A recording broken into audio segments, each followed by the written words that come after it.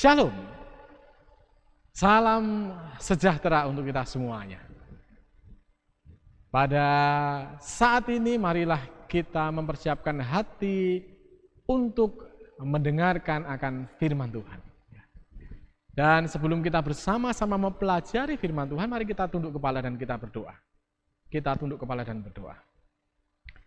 Tuhan Allah kami, Bapa kami yang ada di surga, kami akan mendengarkan firman-Mu ya Tuhan. Kiranya Tuhan berkenan mengurapi hamba-Mu dan mengurapi seluruh umat Tuhan yang mempelajari akan firman-Mu. Ialah firman Tuhan yang kami dengar boleh menguatkan iman percaya kami. Dan kami boleh menjadi umat-umat Tuhan yang selalu bersyukur dan bersukacita di dalam segala hal. Oleh karena Tuhan selalu menyertai dan memberkati kami. Terima kasih Tuhan atas berkat-Mu, penyertaan dan perlindungan-Mu. Di dalam nama Tuhan Yesus, kami berdoa dan mengucap syukur. Amin.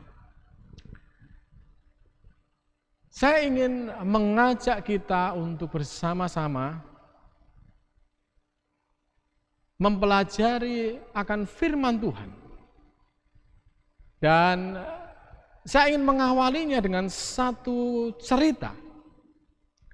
Ada seorang pengarang yang bernama Guy de Maupassant.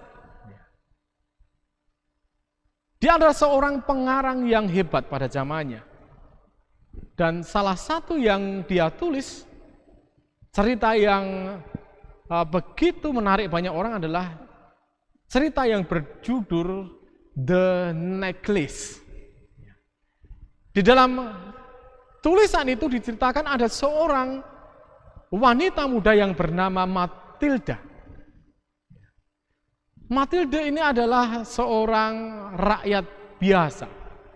Tetapi dia punya kerinduan, punya cita-cita untuk hidup dalam kalangan masyarakat kelas atas atau bangsawan pada waktu itu. Suaminya juga seorang rakyat biasa. Dia bekerja juga di pekerjaan yang biasa. Jadi dalam kehidupan sehari-hari, mereka memang rakyat biasa.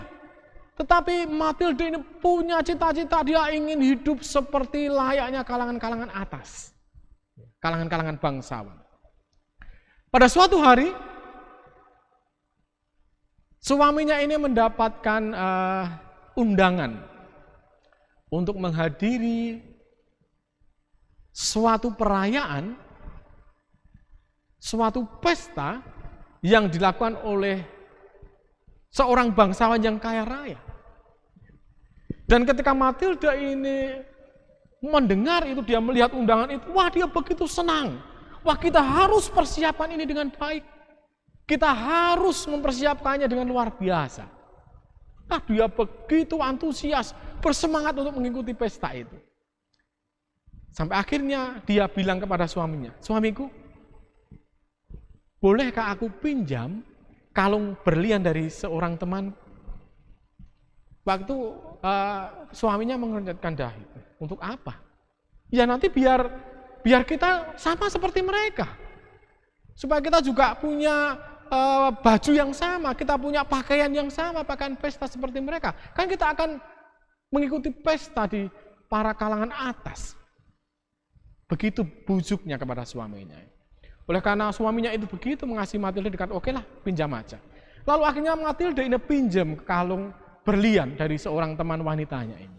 Dia begitu senang, dia pinjam, dia persiapkan segala sesuatunya, dia pilih gaun yang paling baik. Dan tiba saatnya mereka menghadiri pesta itu. Mereka begitu bergembira menikmati sajian yang ada di dalam pesta itu. Karena memang dari kalangan atas. Dan banyak orang ketika melihat penampilan Matilda ini, mereka semua terkagum. Oh hebat, cantik sekali kalungmu ya. Dapat banyak pujian dan Matilda hatinya berbunga-bunga. Wah luar biasa sekali. Ketika mereka mau pulang, Matilda meraba kalungnya ini. Kemudian dia, di mana kalungku? Kalungnya tidak ada. Lalu dia bilang ke suaminya, suamiku mana kalungku ini? Keduanya kebingungan. Waduh, kalau tidak ketemu bagaimana ini? Akhirnya mereka pulang. Pulang dari pesta itu, mereka di sepanjang perjalanan itu dipenuhi dengan rasa takut, dipenuhi dengan rasa khawatir, dipenuhi dengan rasa kecewa. Karena mereka kehilangan harta, apa yang mereka pinjam, kalung berlian itu. Kemudian demi mengganti kalung itu, akhirnya suami Matilda ini mencari pinjaman kemana-mana. Dia juga menjual sebagian hartanya. Bahkan rumah yang mereka tempati juga dijual untuk membeli kalung berlian itu. Kenapa? Karena kalung itu harganya 39.000 francs. Jadi sangat mahal sekali. Semuanya habis. Kemudian selama kurang lebih 10 tahun Matilda dan suaminya ini bekerja membanting tulang. Mereka yang dulunya tinggal di perkampungan yang cukup baik sekarang harus bergeser tinggal di perkampungan yang kumuh. Hidup mereka sangat-sangat tidak nyaman. Dan setelah masa 10 tahun itu berlalu, maka Matilda ini ketemu dengan temannya yang dia pinjami kalung itu. Kemudian dia katakan kepada temannya, teman, saya ingin sekarang berterus terang bahwa ketika waktu 10 tahun yang lalu, aku sudah menghilangkan kalungmu. Dan kalung itu yang aku berikan kepadamu sudah aku ganti. Ketika temannya itu mendengar, dia kaget, kenapa kamu tidak cerita pada waktu itu? Yang membuat temannya ini terperanjat, kenapa? Karena dia membeli dengan angka yang sangat fantastis. Padahal temannya ini katakan, padahal kalung itu adalah berlian palsu. Harganya tidak lebih dari 500 francs. Ketika Matilda dan suaminya mendengar itu, mereka hanya tertunduk lesu dan sudah. Nasi sudah jadi bubur, mau apa lagi? Jadi dari kisah ini kita bisa melihat, seringkali keinginan kita